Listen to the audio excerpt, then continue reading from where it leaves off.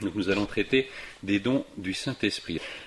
Dans cette doctrine sur les dons spirituels, en fait, à chaque don est associée une vertu théologale, une vertu morale, et à chaque don est associée une béatitude.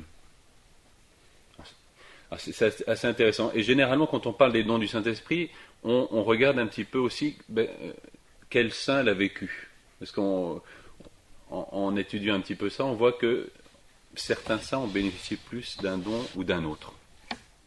Alors, c'est assez intéressant, c'est finalement, on pourrait se dire c'est très planant, c'est très, très spirituel, c'est très aérien comme sujet, mais en fait non, pas du tout. Finalement, quand on étudie les dons du Saint-Esprit, c'est comment Dieu s'insère dans ma vie. Enfin, on parle toujours de la grâce, il faut demander la grâce, l'Esprit Saint, etc. Mais finalement, comment il agit dans ma vie, on s'aperçoit dans la vie des saints qu'il y a souvent un don qui est un peu prédominant. Par exemple, on parle du don de conseil chez Jean-Marie Vianney, donc curé d'Ars. On parle du don de force chez la petite Thérèse. Pour nous introduire, je vais parler d'abord des fruits de l'Esprit Saint ce matin. Comment savoir si j'ai l'Esprit Saint en moi, les fruits de cet Esprit. C'est quelque chose qui, je pense là pour le coup, qui est assez connu. Mais je vais me servir de la vie d'un saint particulier, c'est Saint Séraphime de Sarov. Sans doute vous le connaissez. Mais ce qui est assez intéressant, justement, c'est que ça nous permet de faire sentir un petit peu les fruits de l'Esprit Saint. Et puis c'est un petit peu dans cette idée, chaque saint est façonné d'une manière particulière par l'Esprit Saint. Voilà. Et alors chez Séraphime, c'est l'Esprit Saint en général. C'est parce que c'est un saint de l'orthodoxie. Donc Sarov, c'est en Russie, du côté de Koursk, si mes souvenirs sont bons. Enfin, c'est au milieu, si vous voulez, au milieu de la Russie. C'est donc plutôt en Sibérie. Bref. Et chez les orthodoxes, ils parlent de l'Esprit Saint, enfin, de recevoir l'Esprit Saint dans sa totalité. On va voir ça un petit peu au fur et à mesure. Donc de nous mettre à l'école d'un maître, voir comment justement l'Esprit Saint agit dans la vie des saints, et puis comment il doit agir dans ma propre vie. Donc ce matin, ça va être plutôt biographique, donc plutôt distrayant a priori.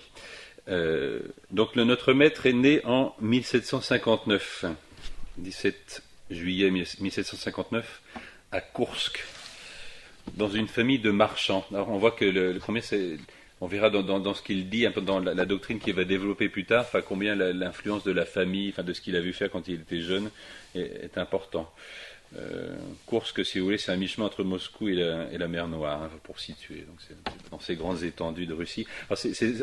J'ai relu donc ce livre donc sur Saint Séraphime de Sarov, et on relit avec plaisir parce que c'est toute la spiritualité orientale, enfin russe. Donc il y a un tas de choses finalement pour nous qui sont très exotiques, et puis qui sont très, très, très mystérieuses, mais qui nous aident vraiment à rentrer dans le mystère. Donc ses parents sont des marchands. Le contexte général, donc, au XVIIIe siècle en Russie, c'est un contexte de persécution religieuse, qui est plus sur Moscou, évidemment, c'est plus dans la capitale, mais ça atteint quand même un petit peu les contrées les plus éloignées, dont font partie le Koursk.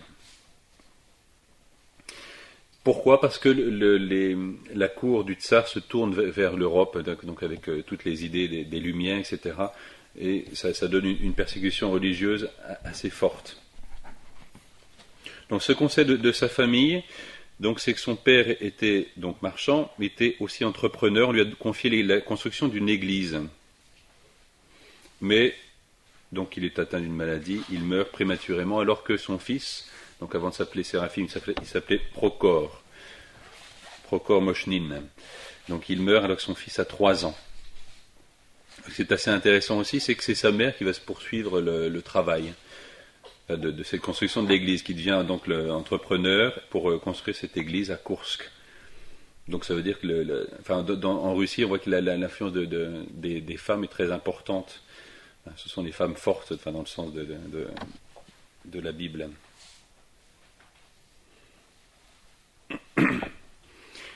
Et donc c'est une bonne chrétienne, ça évidemment, et elle va beaucoup influencer sur la piété de son fils.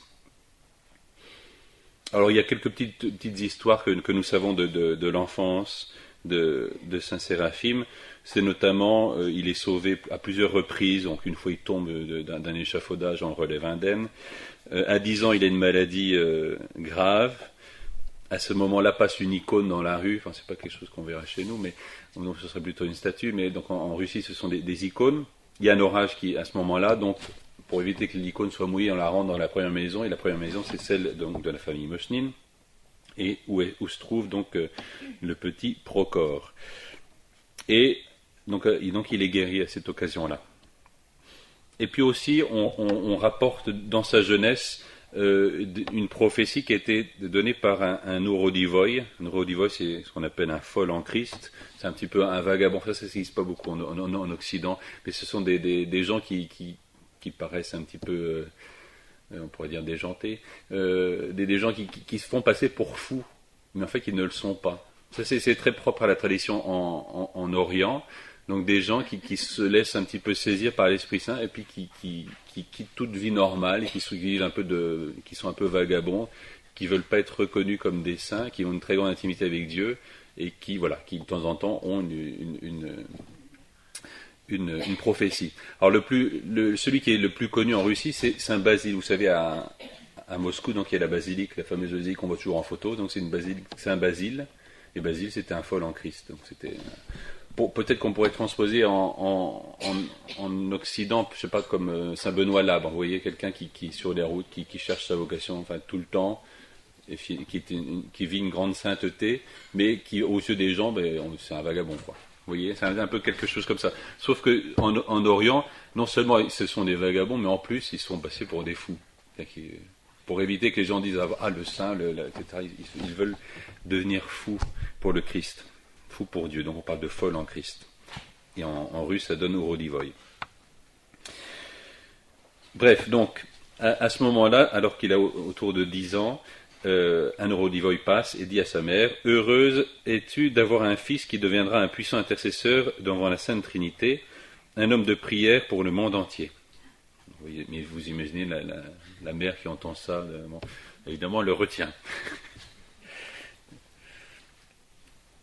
Alors qu'il a 18 ans, donc, c'est pas encore Séraphim, mais Prochor part pour faire un pèlerinage avec quelques amis, donc ils font 500 kilomètres environ, pour aller à Kiev, sur le Dniepr, donc vers l'ouest. Ils ont fait un pèlerinage, notamment pour savoir quelle est la volonté de Dieu pour lui. Et donc à cette occasion-là, Prochor rencontre un starets. Donc un starets, c'est un peu un père spirituel dans la tradition russe. Et donc c'est à ce moment-là, sa vocation est fixée, donc il rencontre un starets dont on ne sait pas le nom, qui lui dit d'aller vers le désert de Sarov. Et donc il revient, il fait ses adieux à sa maman, et il va donc vers Sarov, qui est au nord de Koursk. Il y arrive le 20 novembre 1778. Alors on parle de désert, donc c'est pas du tout un désert dans le sens de sable ou de pierre ou de soleil, etc. C'est la Sibérie profonde, c'est une forêt impénétrable, avec des ours, avec des tas d'animaux, on ne peut pas y rentrer facilement, etc. On parle donc de désert, un désert de Sarov. Et donc il commence son noviciat, son initiation à la vie religieuse. Ce que l'on sait de ses premiers pas dans la vie religieuse, c'est que c'est quelqu'un de fort, de très fort. Il est charpentier, donc il fait plusieurs constructions. Il est gai, il est plutôt de bonne humeur, de bonne compagnie. Voilà. Bon, il est quand même touché par une maladie assez longuement durant son temps de formation. C'est une hydroplésie. À tel point qu'il doit s'aliter, mais finalement, de nouveau, la Mère de Dieu le guérit. Donc, dans sa vie, à plusieurs reprises, donc, soit à travers des icônes, soit à travers une apparition, donc il y a le surnaturel qui touche. Dans la tradition russe, on voit que le sentiment religieux est très très fort. Pour nous en Occident, souvent, en France en particulier, c'est presque déplacé de parler de foi ou de mystique, etc. Mais on voit que dans beaucoup d'autres peuples, au contraire, c'est quelque chose de tout à fait naturel, y compris dans des milieux où on ne s'y attendrait pas. Je ne sais pas si vous avez vu le film L'île, C'est pour vous donner l'idée d'un neurodivoy, ben c'est ça un neurodivoy, quelqu'un qui est un peu fou, qui est un peu bon. Et puis aussi de l'idée d'un petit peu de contexte, un petit peu de cette histoire. Donc si vous ne l'avez pas, il est en vente à la librairie. C'est la page de pub. Bon, on le sait, donc il fait profession, c'était son premier engagement, son engagement définitif le 13 août 1786. Donc à peu près une petite dizaine d'années après être arrivé. Et il prend le nom à ce moment-là de Séraphime. Donc ce que l'on sait de lui, donc c'est qu'il est bon, il est gai, donc il s'intègre très bien dans la communauté. Et il est aussi évidemment d'une très grande piété, mais ça depuis toujours. Il est ensuite ordonné diacre, puis prêtre. Et ensuite, donc, il demande à son higoumène, c'est-à-dire on dirait prieur ici, son responsable, de partir dans le désert, enfin de rentrer en ermitage. On parle de petits déserts lointains. De petits déserts lointains, c'est en fait un ermitage qui se trouve à quelques kilomètres du monastère, en pleine forêt. Alors, il y a quelques petites histoires qui datent de cette époque-là. Il y reste plusieurs années. Il a déjà une réputation de sainteté, donc il barricade un petit peu sa forêt pour que les gens ne trouvent pas son ermitage. Donc il y a quelques témoignages, notamment le fait qu'il donnait à manger aux animaux. Donc les frères lui amenaient à manger, si mes souvenirs sont bons, mais son pain, il le donnait à un ours. Donc, pour nous, ça nous parle beaucoup ici, parce qu'on est à Ourscan. Voilà. Bref. Et dans l'iconographie de Séraphime de Sarov, souvent on le représente, enfin au moment de sa canonisation, on l'a représenté donc en train de donner à manger aux ours. Vous voyez, dans la vie des saints, souvent il y a une unité avec le monde animal. Vous voyez, on voit ça chez Saint François, enfin chez beaucoup d'autres saints. C'est un signe du royaume de Dieu. Enfin, quand un homme est en paix, quand un homme est avec Dieu, bon, il y a tout ce qui était impossible avant devient possible. Donc ici à Ourscan, c'est l'ours et le bœuf qui marchent ensemble. Normalement, c'est pas possible. Mais grâce à la sainteté de Saint-Éloi, cela devient possible. Donc il vit presque 20 ans dans ce petit désert lointain. Finalement, il est assailli par 3 brigands, donc qu'il terrasse, qui lui donne quelques coups de hache, donc qu'il le laisse comme mort, mais bon, il est recueilli par les frères, ramené au monastère, et puis il se rétablit petit à petit. Il pardonne à ses agresseurs, et ses agresseurs sont retrouvés, ils sont tout à fait repentants, il pardonne à ses agresseurs. Bon. Mais sa santé est quand même très altérée, et donc du coup, son higoumène l'empêche de retourner dans son petit désert lointain. Donc il s'installe, enfin, il est installé dans le monastère, dans une cellule comme les autres frères.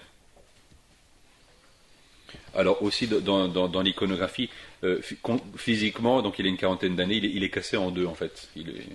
Quand on le représente, il est habituellement cassé en deux. Enfin cassé en deux, il est problème de dos. Bref. Alors, comme il est, bon, évidemment, c'est un homme épris d'ascèse, enfin surtout épris de Dieu, mais donc comme il peut plus retourner dans son désert pour vivre un peu cette vie d'intimité avec Dieu, en fait, il va trouver une nouvelle ascèse, c'est de vivre dans le silence. Donc pendant 2 ans, il ne parle plus, il dit plus un mot. Ensuite, il va vivre un temps de réclusion, c'est-à-dire qu'il vit dans une cellule, dans sa cellule, il n'en sort pas. Évidemment, pour nous, c'est un petit peu bizarre. Enfin bon, ici, en Picardie, on a Sainte Colette de Corbie qui était aussi recluse à Corbie. Ce sont des choses qui existent aussi en Occident, mais qui sont évidemment surprenantes, bon, qui sont le fait d'une vocation tout à fait spéciale. Ne suivez pas forcément l'exemple de Saint Séraphime en vous enfermant dans votre pièce. Voilà. Bon, c'est à travers un peu toutes ces étapes, donc quasiment 20 années dans le désert, ensuite ces 2 années de silence, ensuite la réclusion. Finalement, il grandit un petit peu sa personnalité et finalement il devient un starets, donc un père spirituel. C'est qu'au bout d'un certain temps, donc, il sort de sa réclusion, de son silence, il commence par recevoir les frères, leur donner des conseils, et puis finalement il y a un tas de monde qui vient à Sarov pour le consulter, parce que non seulement il donne des bons conseils, il est vraiment inspiré par Dieu, mais il est aussi thaumaturge, etc., etc. Donc à tel point qu'il y a le tsar qui vient le voir. Il fonde aussi une communauté de sœurs. Bon, il y a beaucoup de démêlés pour cette fondation. Il est persécuté par ses supérieurs, comme ça arrive souvent. Enfin, persécuté. En fait, souvent, dans les communautés, quand il y a un mystique comme ça, tout le reste de la communauté, c'est quand même difficile à vivre. Hein. Parce qu'on fait une vocation d'être dans un monastère et ils sont sans cesse envahis par des foules qui viennent voir le saint. On peut penser à, comment s'appelle-t-il, le Padre Pio, c'est pareil, donc il était franciscain, le monastère était envahi constamment alors, bon, ça plaisait moyennement à la communauté dans laquelle il vivait, même si c'était un grand saint. Comme quoi il peut y avoir de la mauvaise humeur en communauté, ça arrive aussi. Bon. Alors, voilà un petit peu pour la vie de Saint Séraphime à grands traits. Ce dont je voudrais parler un petit peu d'un entretien qui a été fait avec Motovilov. Motovilov, donc c'est un monsieur qui était venu le consulter et qui a eu un entretien un peu privilégié, qui l'a mis par écrit. Cet écrit-là une pérennité tout à fait particulière. Et cet écrit nous parle en particulier des fruits de l'Esprit Saint, mais dans un contexte assez fleuri, donc je vais vous le lire un petit peu. Donc Motovilov raconte son entretien, sa rencontre avec Séraphime. C'était un jeudi, le ciel était gris, la terre était couverte de neige et d'épais flocons continuaient à tourbillonner lorsque le père Séraphime engagea notre conversation dans une clairière, près de son petit ermitage, face à la rivière Sarovska, coulant au pied de la colline. Donc vous imaginez Michel Strogoff, tout le contexte de la Russie. Cette rencontre, il neige. Bon. Il me fit asseoir sur le tronc d'un arbre qu'il venait d'abattre, et lui-même s'accroupit en face de moi. Le Seigneur m'a révélé, dit le grand Starets, que depuis votre enfance vous désiriez savoir quel était le but de la vie chrétienne, et que vous aviez maintes fois interrogé à ce sujet des personnages même haut placés dans la hiérarchie de l'Église.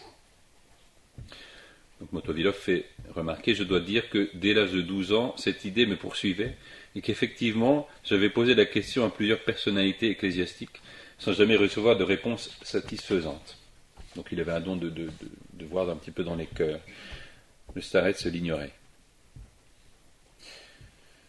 Mais personne, continua le père Séraphime, ne vous a rien dit de précis. On vous conseillait d'aller à l'église, de prier, de vivre selon les commandements de Dieu, de faire le bien. Tel, disait-on, était le but de la vie chrétienne. Certains même désapprouvaient votre curiosité, la trouvant déplacée et impie. Mais ils avaient tort.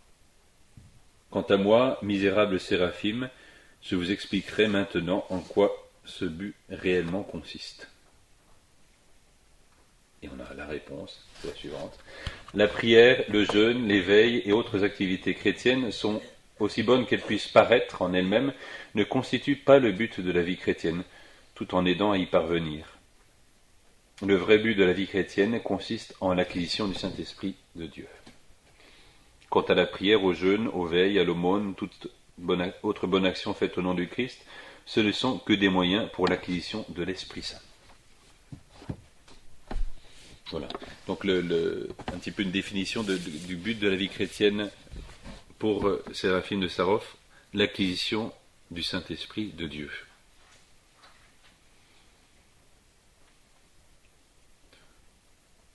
Donc nous en Occident on traduirait vivre de la grâce, rentrer dans l'intimité du Père, du Fils et de l'Esprit Saint. Enfin bon, dans le contexte de l'orthodoxie, donc acquérir l'Esprit Saint de Dieu.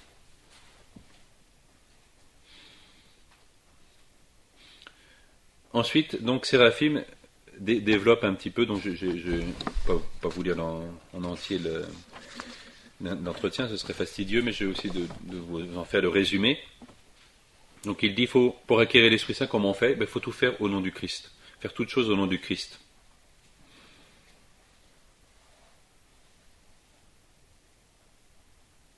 On peut faire des tas de bonnes actions, mais si je ne suis pas en grâce, si je ne les offre pas au nom du Christ, ces actions n'atteignent pas leur plénitude.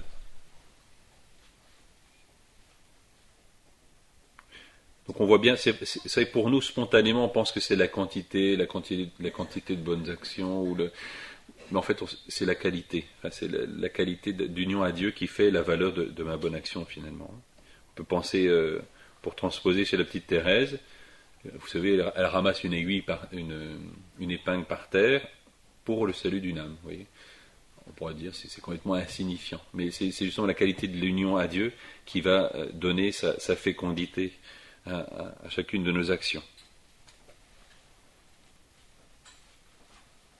Donc, chez Séraphim, donc il traduit c'est faire les choses au nom du Christ.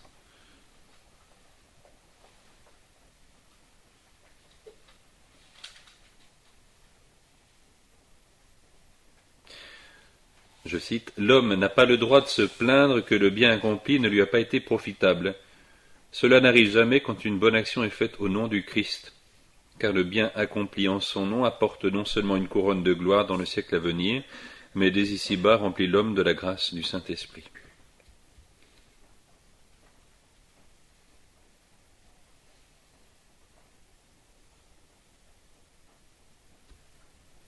Donc comment acquérir l'Esprit Saint? En faisant les bonnes actions, enfin faisant les actes d'ascétiques, etc. au nom du Christ. La prière, l'éveil, le jeûne, les aumônes et autres actions vertueuses faites au nom du Christ ne sont que des moyens pour acquérir l'Esprit Saint. Alors, c'est vrai que pour nous, en France, je sais pas, enfin en Occident en général, dans l'Église catholique, ces choses-là, prière, veille et jeûne, c'est pas très à la mode. On dit oui, on va faire de l'aumône, enfin, mais dans l'orthodoxie, c'est très fort. Je me souviens avoir rencontré le prêtre orthodoxe de Compiègne. Donc eux, ils passent leur temps à jeûner, quoi. Enfin, c'est impressionnant. Enfin, je crois que c'est du 14 septembre jusqu'à Pâques. Enfin, comme dans la vie monastique, en fait. Alors, nous, bon, on va manger un peu de poisson pour vendredi, un peu pour soir du saumon, parce que c'est meilleur. Bon, enfin, on n'est pas très fort. Hein. On a 16, en veille et en prière. Alors, Séraphim, c'est aussi intéressant, utilise le mot acquisition. Donc, je vous avais dit, donc, il est une famille de marchands. Donc, c'est comme de l'argent, il faut l'acquérir. Il s'agit d'acquérir le bien véritable. On trouve ça, évidemment, aussi dans l'Évangile.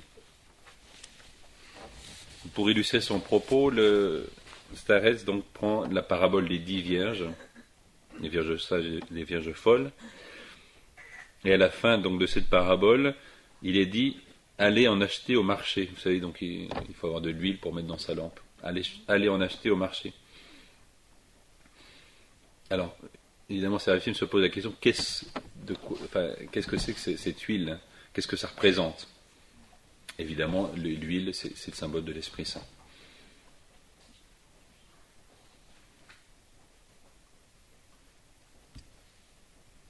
Alors, il souligne, c'est intéressant, la pratique des vertus morales ne suffit pas, parce qu'on nous dit qu'elles sont vierges, donc ça suppose une qualité morale, une vertu, et ça ne suffit pas.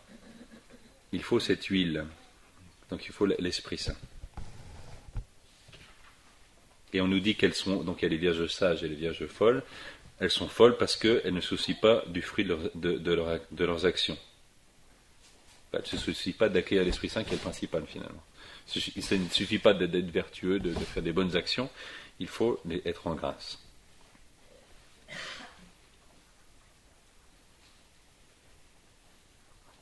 Donc les vierges sages ou folles symbolisent les chrétiens, l'huile symbolise l'Esprit Saint, qui, emplissant notre être, le transforme.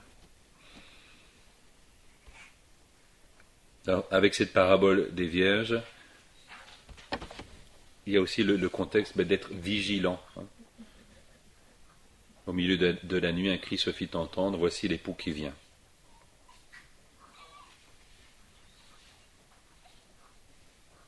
Veillez et priez pour ne pas tomber en tentation. Donc ce cri au milieu, voici l'époux qui vient, venez à sa rencontre, souvent on le chante ou on y fait allusion à la nuit de Pâques. Restez vigilants, gardez votre lampe allumée.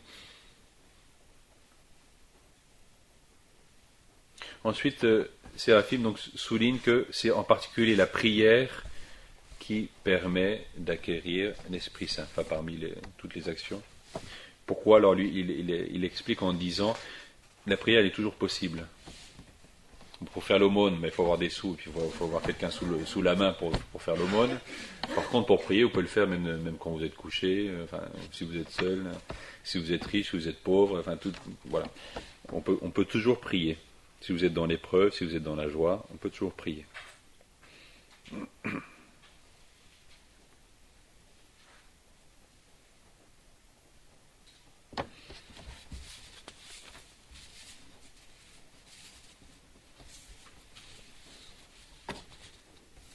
C'est par la prière que nous devenons dignes de nous entretenir avec lui, notre vivifiant et miséricordieux Sauveur.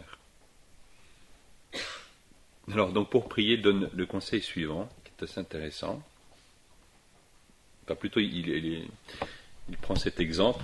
Il dit, si vous invitez le misérable Séraphim chez vous, une fois qu'il est entré dans votre maison, et que vous l'avez installé, vous n'allez pas lui dire, viens Séraphim, entre Séraphim, viens Séraphim. Sinon, vous allez penser enfin, Séraphim va penser que vous êtes fou.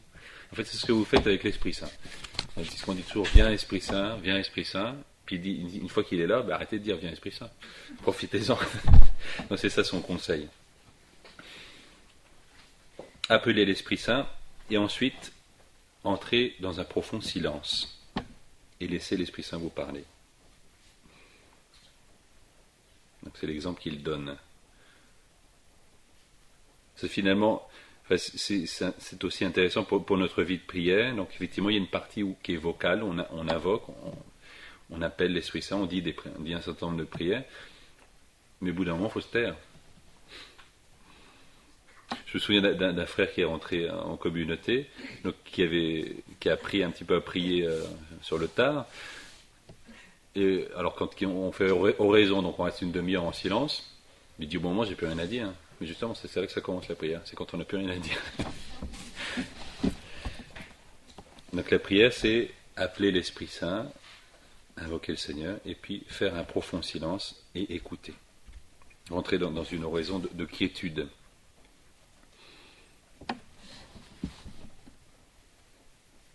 Ensuite, donc comme je vous ai dit, Séraphim, donc c'est une famille de marchands, il dit, il s'agit de faire fructifier, il s'agit d'acquérir l'Esprit Saint. Donc ça dépend un peu des personnes, ça dépend un peu du contexte. Il dit, si pour vous, c'est de veiller vous sentez que ça marche, entre guillemets, veillez. Si vous sentez que c'est le jeûne, jeûnez. Si vous sentez que c'est plutôt dans l'ordre de, quand vous faites la charité, que vous sentez plus les fruits de l'Esprit Saint, faites la charité.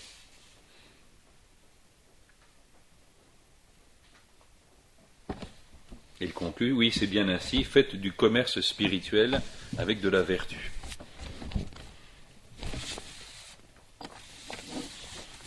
Donc c'était la fin de la première partie de cet entretien, et Motovilov pose les questions qu'on aimerait bien poser.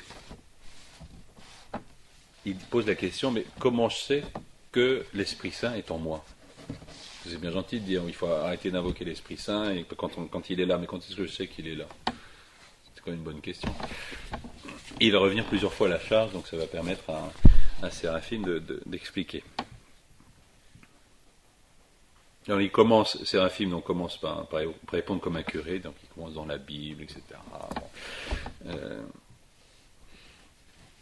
On voit que dans la Bible, aussi bien Adam, Saint Paul, enfin beaucoup de saints dont on nous parle dans la Bible vivent dans l'Esprit Saint. Ils vivent dans l'intimité de l'Esprit Saint. On pense en particulier à Saint Paul, qui l'Esprit Saint m'a empêché d'aller par là, et donc je suis allé par là.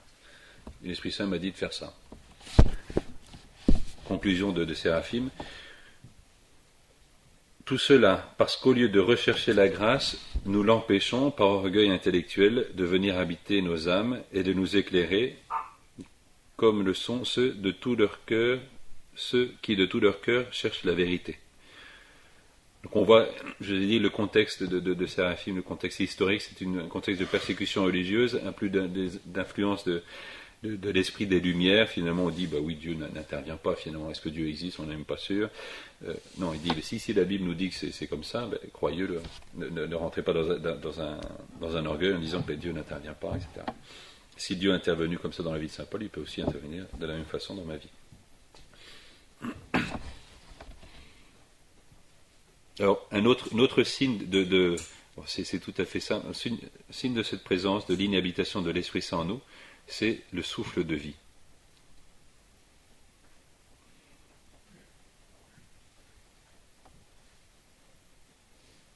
C'est que quand Dieu, enfin, ce qui distingue, ce qui est intéressant, c'est que c'est la vie elle-même finalement. Mais aussi, vous savez, quand Dieu façonne l'homme dans le jardin d'Éden, il lui souffle, enfin, il donne une haleine de vie, dit la Bible. Alors non seulement c'est la source de la vie, l'Esprit Saint est donateur de vie, on dit enfant, oui. Mais aussi c'est ce qui le distingue de tous les autres animaux. C'est qu'il a un souffle de vie. Parce que sur les autres animaux, Dieu ne souffle pas. Enfin, les animaux. Alors on pourrait dire, oui, mais le péché originel a enlevé ce don. Non, on voit que dans la Bible, malgré le fait du péché, même Caïn, qui a tué son frère, Dieu lui parle tout de suite après. Donc évidemment, la communication est un petit peu plus difficile. C'est un petit peu comme dans la vie maritale, des fois la communication est difficile, mais la communication est possible, malgré tout. Alors non seulement dans la Bible, on voit que Dieu intervient dans la vie d'Abraham, Isaac, etc. Mais Séraphim dit aussi, chez les païens, on voit que l'Esprit Saint n'est pas absent, ne serait-ce que la loi naturelle. Alors dans l'orthodoxie, on prend aussi l'exemple des Sibylles. Donc c'était qu'il y avait une lumière de la révélation. Je vous y renvoie, mais je ne connais pas très très bien cette histoire.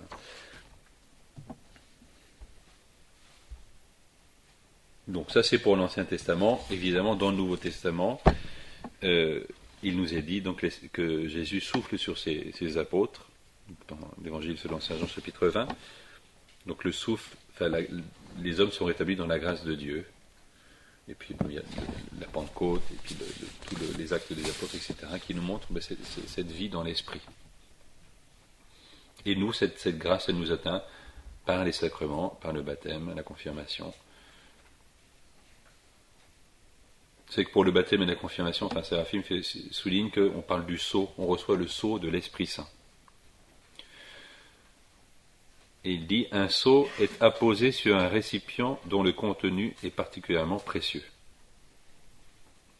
Donc autrement dit, dans les sacrements, nous sont donnés les dons du Saint-Esprit.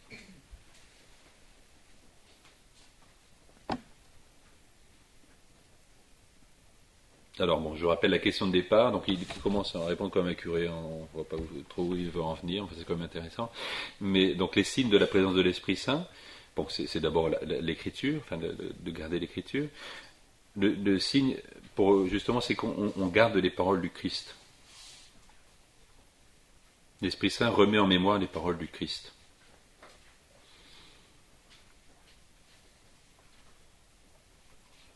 L'Esprit Saint ouvre l'intelligence. Vous vous souvenez, à la fin de l'Évangile, Jésus souffle sur ses apôtres, il leur ouvre leur intelligence au sens des Écritures.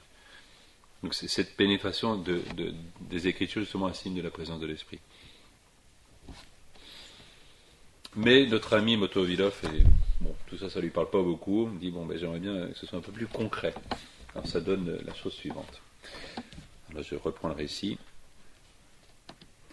Alors le père Séraphim me prit par les épaules et les serrant très fort dit, nous sommes tous les deux, toi et moi, en la plénitude de l'Esprit Saint. Pourquoi ne me regardes-tu pas? Je ne peux pas, père, vous regarder, des foudres jaillissent de vos yeux, votre visage est devenu plus lumineux que le soleil, j'ai mal aux yeux. Le père Séraphim dit, n'ayez pas peur, ami de Dieu, vous êtes devenu aussi lumineux que moi, vous aussi, vous êtes à présent dans la plénitude du Saint-Esprit, autrement vous n'auriez pas pu me voir. Inclinant sa tête vers moi, il me dit à l'oreille, remerciez le Seigneur de nous avoir accordé cette grâce indicible. Donc c'est ce qui fait un peu la réputation de ce récit. Donc c'est cet événement tout à fait extraordinaire. Et ensuite, Séraphim, c'est lui qui pose les questions. Qu'est-ce que vous sentez maintenant? Et en fait, tout simplement, bon, peut-être qu'à nous ça ne nous arrivera pas, mais on aura quand même les fruits, ça on les sentira. Donc Motovilov répond par les fruits de l'Esprit Saint. Que sentez-vous maintenant demanda le père Séraphim. Je me sens extraordinairement bien. Comment bien? Que voulez-vous dire par bien? Mon âme est remplie d'un silence et d'une paix inexprimable. Réponse, c'est là, ami de Dieu, cette paix dont le Seigneur parlait lorsqu'il disait à ses disciples, je vous donne ma paix, non comme le monde la donne, c'est moi qui vous la donne. Si vous étiez de ce monde vous aimerait, mais je vous ai élu et le monde vous hait. Soyez sans crainte pourtant, car j'ai vaincu le monde. Enfin bref, je ne vais pas tout relire, mais donc premier fruit de l'Esprit Saint, c'est la paix. Donc il y avait la simplicité, l'ouverture aux Écritures, enfin l'intelligence des Écritures, et la paix, le silence et la paix.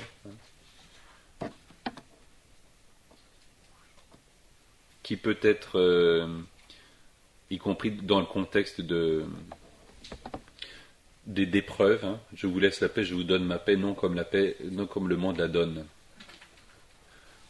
On peut vivre une décision difficile, vivre une épreuve, etc., et avoir une paix profonde du cœur, et donc c'est signe de cette présence de l'Esprit Saint.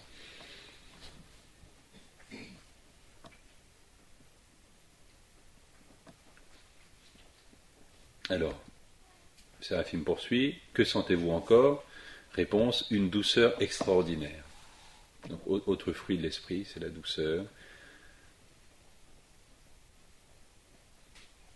Que sentez-vous encore? Une joie extraordinaire dans tout mon cœur. Réponse, quand le Saint-Esprit descend sur l'homme avec la plénitude de ses dons, l'âme humaine est remplie d'une joie indescriptible, le Saint-Esprit recréant dans la joie tout ce qui l'effleure.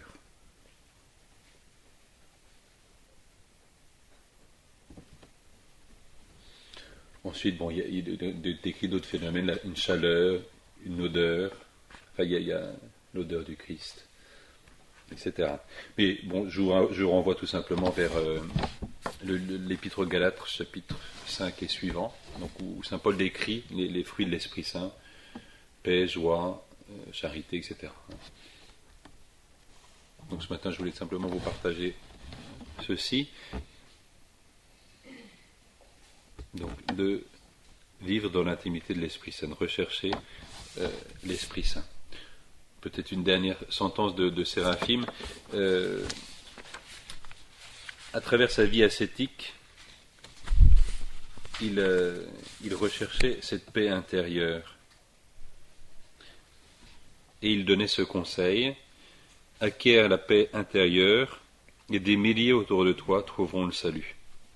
C'est un petit peu le résumé un petit peu de ce qu'est le Séraphim. Acquiert la paix intérieure et des milliers autour de toi trouveront le salut. Donc cette paix qui est signe de l'Esprit Saint. Donc comment faire du bien, y compris quand tout va mal, quand tout s'effondre, quand je suis dans l'épreuve, rechercher la paix intérieure, rechercher l'Esprit Saint, acquérir l'Esprit Saint.